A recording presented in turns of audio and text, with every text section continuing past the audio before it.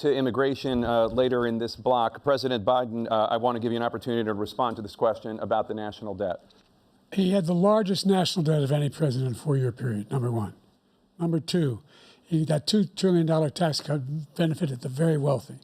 What I'm going to do is fix the tax system. For example, we have 1,000 trillionaires in America.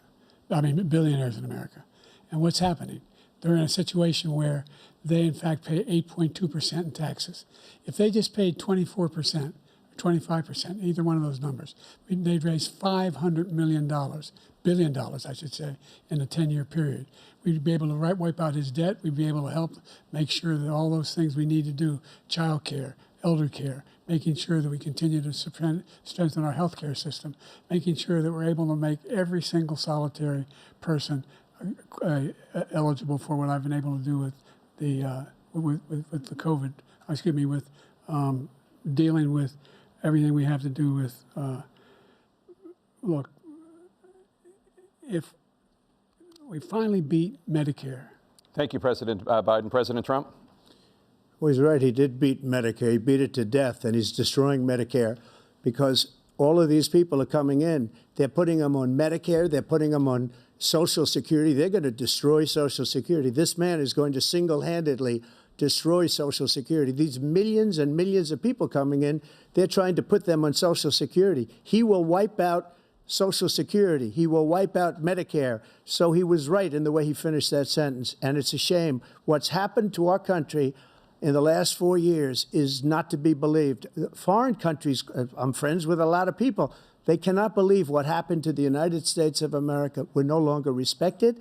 They don't like us. We give them everything they want, and they think we're stupid. They think we're very stupid people. What we're doing for other countries, and they do nothing for us. What this man has done is absolutely criminal. President Trump, staying on the topic of immigration, you've said that you're going to carry out, quote, the largest domestic deportation operation in American history, unquote. Does that mean that you will deport every undocumented immigrant in America, including those who have jobs, including those whose spouses are citizens, and including those who have lived here for decades? And if so, how will you do it? Just 1 second. He said we killed 3 people. The people we killed are al-Baghdadi and Soleimani, the 2 greatest terrorists, biggest terrorists anywhere in the world. And it had a huge impact on everything, not just border, on everything. He's the one that killed people with the bad water, including hundreds of thousands of people dying, and also killing our citizens when they come in. We are living right now in a rat's nest. They're killing our people in New York, in California, in every state in the union, because we don't have borders anymore. Every state is now a border. And because of his ridiculous, insane, and very stupid policies, people are coming in and they're killing our citizens at a level that we've never seen. We call it migrant crime. I call it Biden migrant crime. They're killing our citizens at a level that we've never seen before. And you're reading it like these 3 incredible young girls over the last few days. One of them, I just spoke to the mother, and they just had the funeral for this girl, 12 years old. This is horrible what's taken place. What's taken place in our country, we're literally an uncivilized country now. He doesn't want it to be. He just doesn't know. He opened the borders. Nobody's ever seen anything like. And we have to get a lot of these people out, and we have to get them out fast because they're going to destroy our country. Just take a look at where they're living. They're living in luxury hotels in New York City and other places. Our veterans are on the street. They're dying because he doesn't care about our veterans. He doesn't care. He doesn't like the military at all, and he doesn't care about our veterans. Nobody been worse. I had the highest approval rating for veterans taking care of the VA. He has the worst. He's gotten rid of all the things that I approved. Choice that I got through Congress, all of the different things I approved, they abandoned.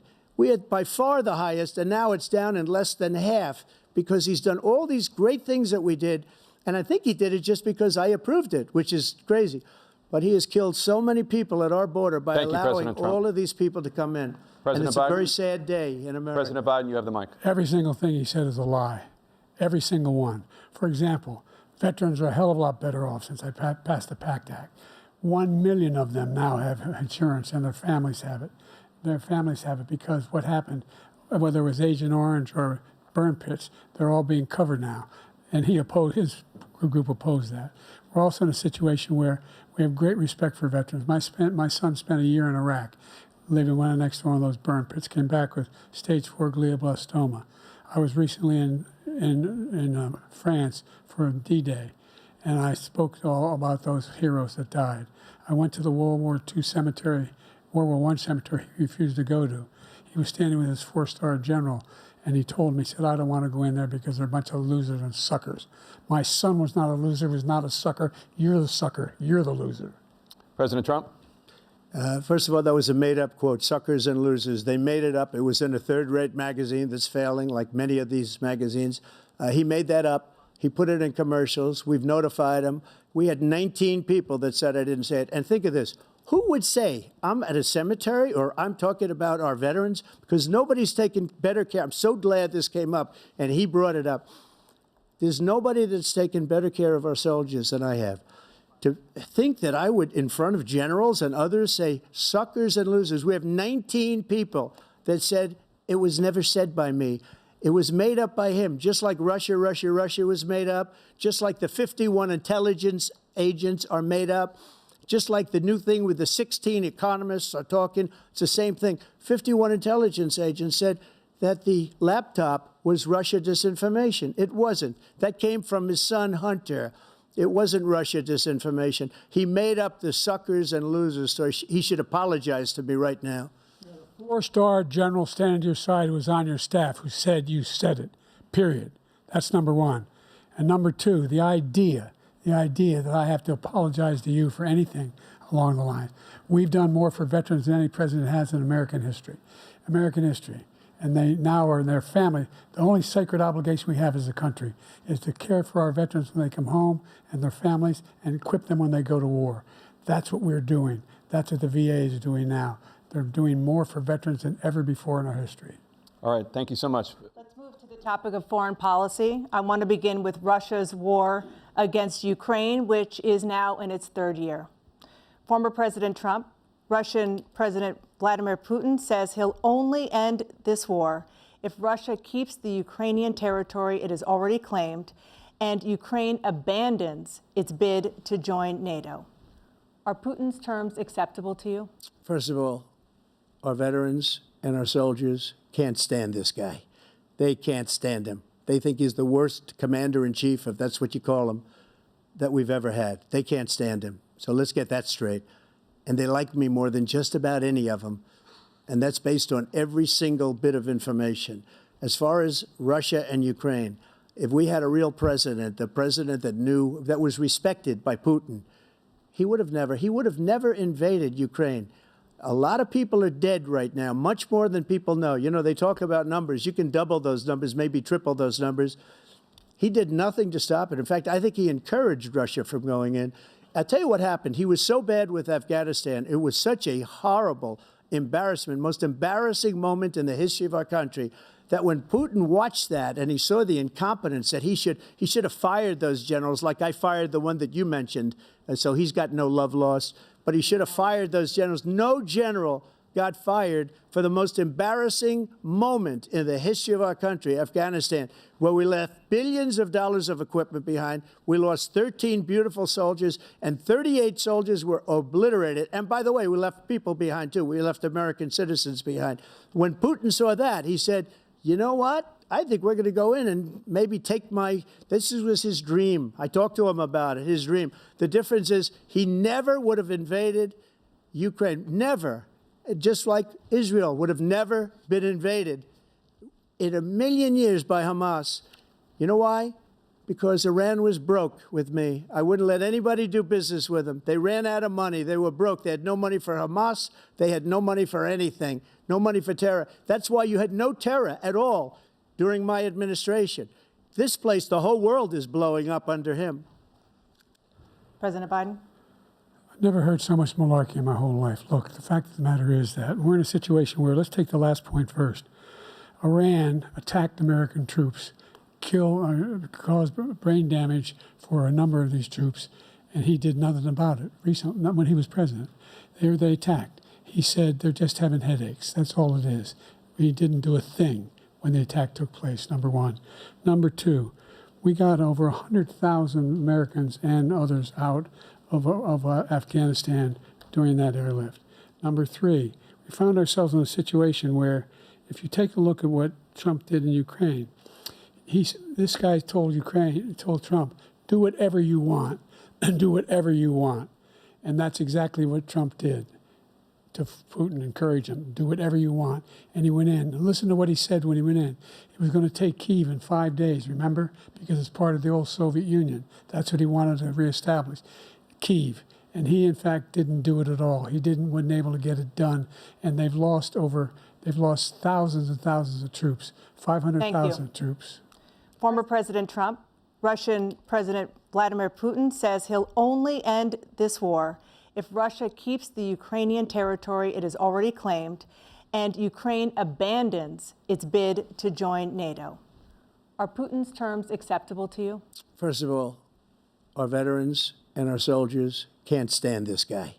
They can't stand him. They think he's the worst commander-in-chief, if that's what you call him, that we've ever had. They can't stand him. So let's get that straight. And they like me more than just about any of them. And that's based on every single bit of information. As far as Russia and Ukraine, if we had a real president, the president that was respected by Putin, he would have never invaded Ukraine. A lot of people are dead right now, much more than people know. You know, they talk about numbers. You can double those numbers, maybe triple those numbers. He did nothing to stop it. In fact, I think he encouraged Russia from going in.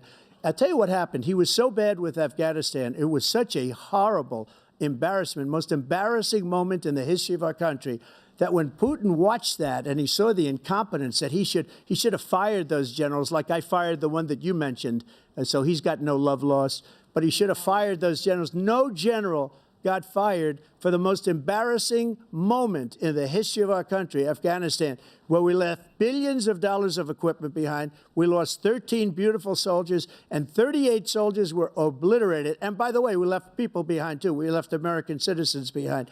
When Putin saw that, he said, you know what? I think we're going to go in and maybe take this was his dream. I talked to him about it, his dream. The difference is he never would have invaded Ukraine, never. Just like Israel would have never been invaded in a million years by Hamas. You know why? Because Iran was broke with me. I wouldn't let anybody do business with them. They ran out of money. They were broke. They had no money for Hamas. They had no money for anything, no money for terror. That's why you had no terror at all during my administration. This place, the whole world is blowing up under him. President Biden? I've never heard so much malarkey in my whole life. Look, the fact of the matter is that we're in a situation where, let's take the last point first. Iran attacked American troops, caused brain damage for a number of these troops, and he did nothing about it. Recently, not when he was president. They attacked. He said they're just having headaches. That's all it is. He didn't do a thing when the attack took place, number one. Number two, we got over 100,000 Americans and others out of Afghanistan during that airlift. Number three, we found ourselves in a situation where, if you take a look at what Trump did in Ukraine, this guy told Trump, do whatever you want, and do whatever you want. And that's exactly what Trump did to Putin, encourage him, do whatever you want. And he went in. And listen to what he said when he went in. He was going to take Kyiv in 5 days, remember? Because it's part of the old Soviet Union. That's what he wanted to reestablish, Kyiv. And he, in fact, didn't do it at all. He wasn't able to get it done. And they've lost thousands and thousands of troops, 500,000 troops. President Trump, I never said that. For 1 minute, I just want to go back to my original question, which is, are Putin's terms acceptable to you? Keeping the territory in Ukraine? No, they're not acceptable. But look, this is a war that never should have started. If we had a leader in this war, he led everybody along. He's given $200 billion now or more to Ukraine. He's given $200 billion. That's a lot of money. I don't think there's ever been anything like it. Every time that Zelensky comes to this country, he walks away with $60 billion. He's the greatest salesman ever. And I'm not knocking him. I'm not knocking anything. I'm only saying the money that we're spending on this war, and we shouldn't be spending, it should have never happened. I will have that war settled between Putin and Zelensky as president-elect before I take office on January 20th. I'll have that war settled. people being killed so needlessly, so stupidly, and I will get it settled, and I'll get it settled fast before I take office. President Biden, you have a minute. The fact is that Putin is a war criminal. He's killed thousands and thousands of people. And he has made one thing clear. He wants to reestablish what was part of the Soviet Empire, not just a piece. He wants all of Ukraine. That's what he wants. And then do you think he'll stop there? Do you think he'll stop when if he takes Ukraine? What do you think happens to Poland? What do you think of Belarus? What do you think happens to those NATO countries? And so if you want a war, you ought to find out what he's going to do, because if in fact he does what he says and walks away, and by the way, all that money we give Ukraine are from weapons we make here in the United States. We give them the weapons, not the money at this point. And our NATO allies have produced as much funding for Ukraine as we have. That's why we're strong. Former President Trump, I want to ask you about January 6, 2021. After you rallied your supporters that day, some of them stormed the Capitol to stop the constitutionally mandated counting of electoral votes. As president, you swore an oath to, quote, preserve, protect, and defend, unquote, the Constitution. What do you say to voters who believe that you violated that oath through your actions and inaction on January 6th and worry that you'll do it again? Well, I don't think too many believe that. And let me tell you about January 6th. On January 6th, we had a great border. Nobody coming through, very few. On January 6th, we were energy independent. On January 6th, we had the lowest taxes ever. We had the lowest regulations ever. On January 6th, we were respected all over the world. All over the world, we were respected. And then he comes in, and we're now laughed at. We're like a bunch of stupid people.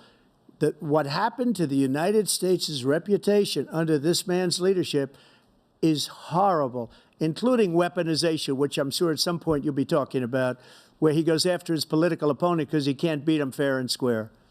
You have 80 seconds left. My question was, what do you say to those voters who believe that you violated your constitutional oath through your actions and inaction on January 6, 2021, and worry that you'll do it again? Well, I didn't say that to anybody. I said peacefully and patriotically. And Nancy Pelosi, if you just watched the news from 2 days ago, on tape to her daughter, who's a documentary filmmaker, they say, but she's saying, oh, no, it's my responsibility. I was responsible for this. Because I offered her 10,000 soldiers or National Guard, and she turned them down. And the mayor in writing, by the way, the mayor, in writing, turned it down, the mayor of D.C. They turned it down. I offered 10,000 because I could see, I had virtually nothing to do. They asked me to go make a speech. I could see what was happening. Everybody was saying they're going to be there on January 6th. They're going to be there. And I said, you know what? There's a lot of people coming. You could feel it. You could feel it, too, and you could feel it.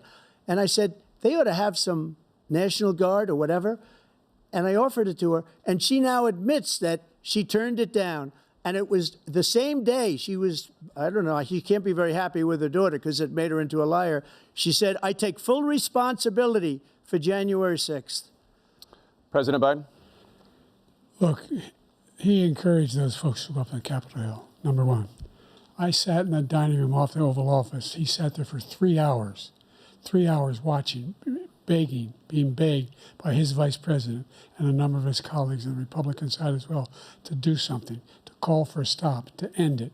Instead, they talked about these people being patriots and great patrons of America. In fact, he says he'll now forgive them for what they've done. They've been convicted. He says he wants to commute their sentences and say that no. But he went to every single court in the nation.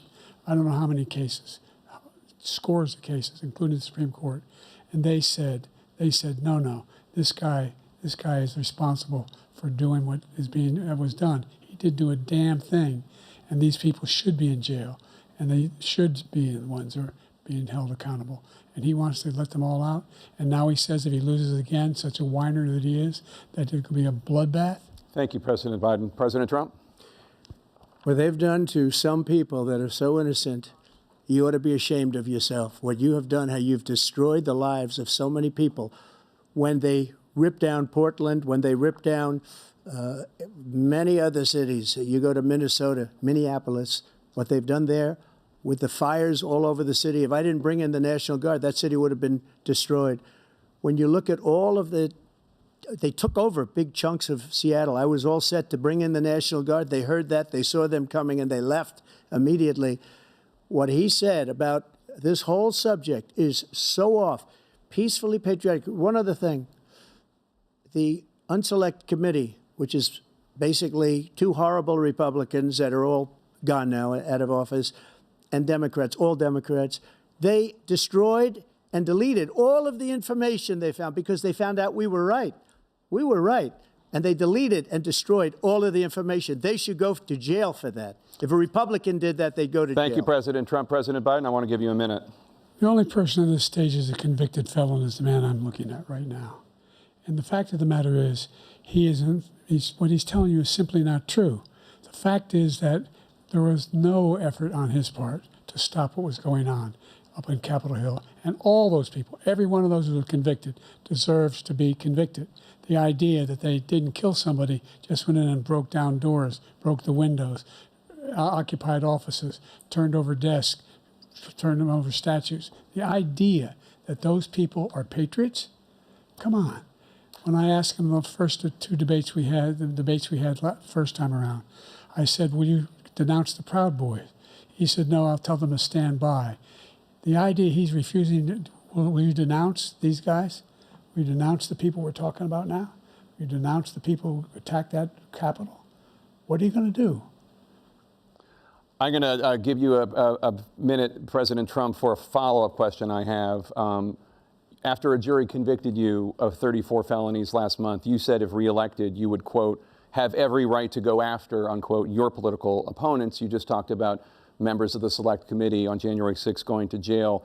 Your main political opponent is standing on stage with you tonight. Can you clarify exactly what it means about you feeling you have every right to go after your political opponents? Well, I said my retribution is going to be success. We're going to make this country successful again, because right now it's a failing nation. My retribution is going to be success. But when he talks about a convicted felon, his son is a convicted felon at a very high level. His son is convicted, going to be convicted probably numerous other times. Should have been convicted before, but his Justice Department let the statute of limitations lapse on the most important things. But he could be a convicted felon as soon as he gets out of office. Joe could be a convicted felon with all of the things that he's done. He's done horrible things. All of the death caused at the border, telling the Ukrainian people that we're going to want $1 billion or you change the prosecutor. Otherwise, you're not getting $1 billion. If I ever said that, that's quid pro quo. That we're not going to do anything. We're not going to give you $1 billion unless you change your prosecutor having to do with the son. This man is a criminal. This man, you're lucky. You're lucky. I did nothing wrong. We'd have a system that was rigged and disgusting. I did nothing wrong. Thank you, President Trump. President Biden, you have said, I'm coming right to you, sir. You want to respond? Go ahead. I'll give you a minute to respond. The idea that I did anything wrong relative to what you're talking about is outrageous. It's simply a lie, number one. Number two, the idea that you have a right to seek retribution against any American just because you're president is wrong. It's simply wrong. No president's ever spoken like that before. No president in our history has spoken like that before. Number three, the crimes that you are still charged with, and think of all the civil penalties you have. How many billions of dollars do you owe in civil penalties for molesting a woman in public, for doing a whole range of things, of having sex with a porn star on the night while your wife was pregnant? I mean, what are you talking about? You have the morals of an alley cat. Give you a minute, sir. I didn't have sex with a porn star, number one. Number two, that was a case that was started and moved. They moved a high-ranking official, a DOJ, into the Manhattan DA's office to start that case. That case is going to be appealed and won. We had a very terrible judge, a horrible judge, Democrat. The prosecutor were all high-ranking Democrats, appointed people, and both the civil and the criminal. He basically went after his political opponent because he thought it was going to damage me. But when the public found out about these cases, because they understand it better than he does, he has no idea what these cases are. But when they found out about these cases, you know what they did? My poll numbers went up, way up. You know that because you're reporting it. And we took in more money in the history of any campaign. I don't think any campaign has ever taken. Hundreds of millions of dollars came pouring in because the public knows it's a scam and it's a guy that's after his political opponent because he can't win fair and square. Let's turn to concerns that voters have about each of you. President Biden, you would be 86 at the end of your second term. How do you address concerns about your capability to handle the toughest job in the world well into your 80s?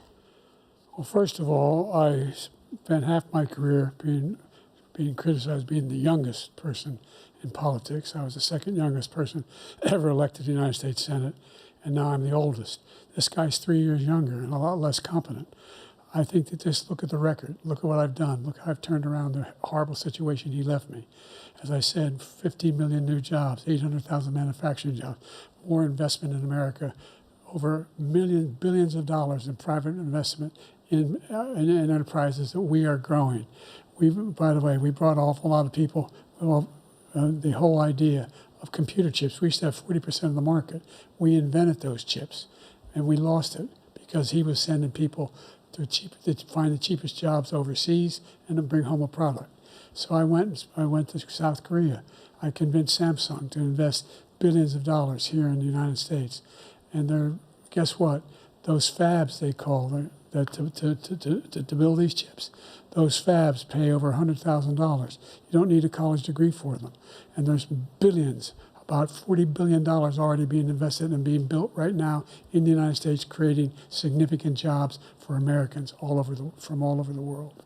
President Biden, you have 40 seconds left. Would you like to add anything? Yeah, I would. The idea that somehow we are this failing country. I never heard a president talk like this before. We're the envy of the world. Name me a single major country president who wouldn't trade places with the United States of America for all our problems and all our opportunities.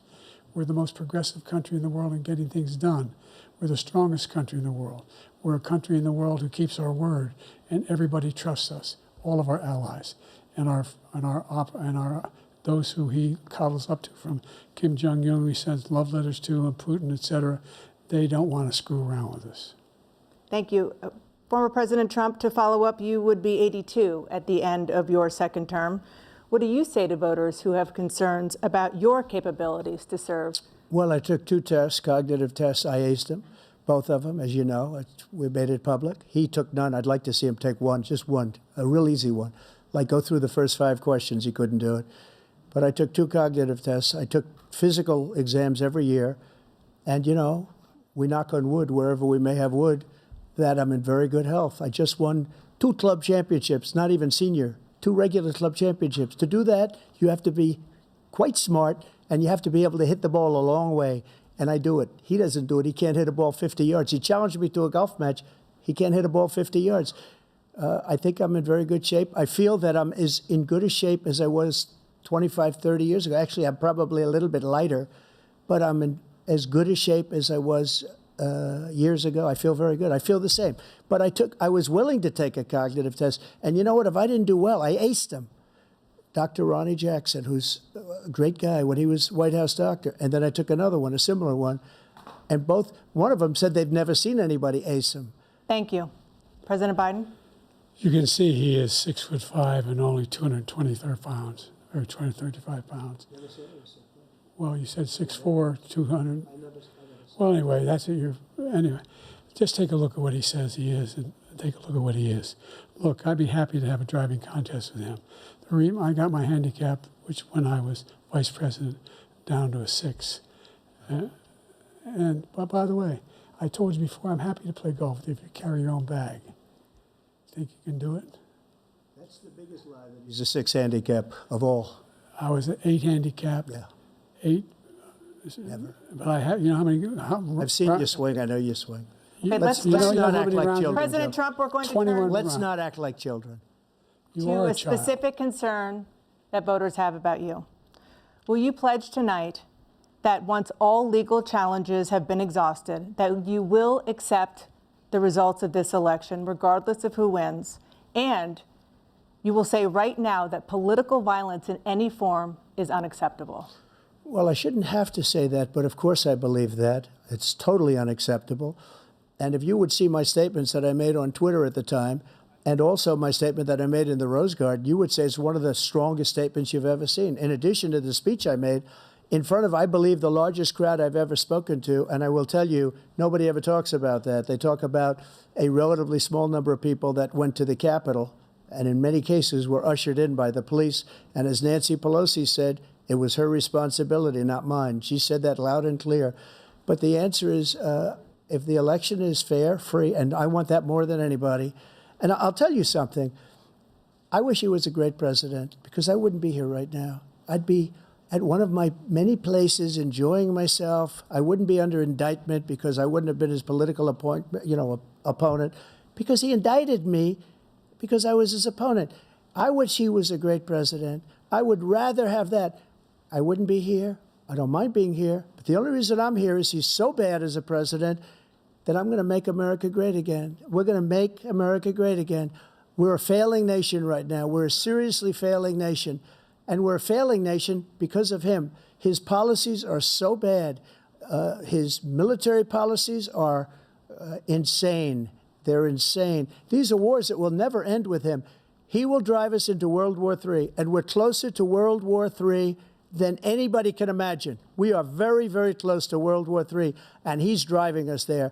And Kim Jong-un and President Xi of China, Kim Jong-un of North Korea, all of these, Putin, they don't respect him. They don't fear him.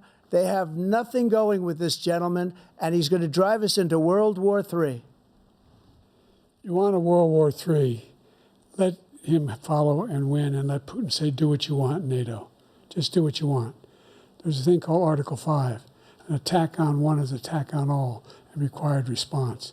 The idea, I can't think of a single major leader in the world who wouldn't trade places with the job I've done and what they've done. Because we are a powerful nation. We have wonderful people. It's because of the people, not me. It's because of the American people. They're capable of anything, and they step up when they're needed. And right now, we're needed. We're needed to protect the world because our own safety is at stake. And again, you want to have a war, just let Putin go ahead and take Kyiv, make sure they move on, see what happens in Poland, Hungary, and other places along that border. Then you have a war.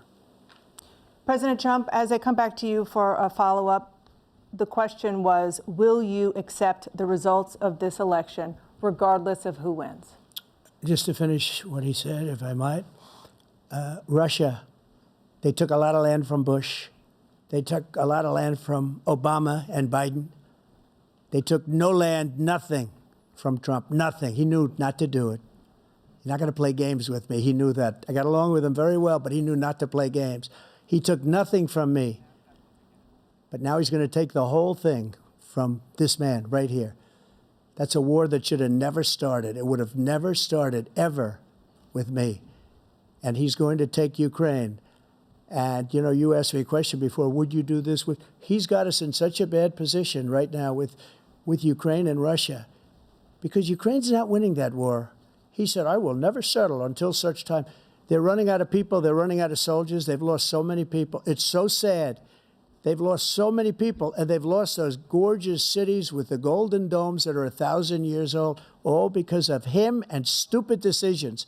Russia would have never attacked if I were President Trump, president. the question was, will you accept the results of the election, regardless of who wins? Yes or no, please. If it's a fair and legal and good election, absolutely. I would have much rather accepted these, but the fraud and everything else was ridiculous. And if you want, we'll have a news conference on it in a week, or we'll have another one of these in a week. But I will absolutely, there's nothing I'd rather do. It would be much easier for me to do that than I'm running again. I wasn't really going to run until I saw the horrible job he did. He's destroying our country. I would be very happy to be someplace else, in a nice location someplace. And again, no indictments, no political opponent stuff, because it's the only way he thinks he can win. But unfortunately, it's driven up my numbers and driven them up to a very high level because the people understand it. Well, let's see what your numbers are when this election is over. Let's see. You're a whiner. When you lost the first time, you continued, you appealed and appealed to courts all across the country. Not one single court in America said any of your claims had any merit, state or local, none. But you continue to provoke this lie about somehow there's all this representation, all this stealing. There is no evidence of that at all.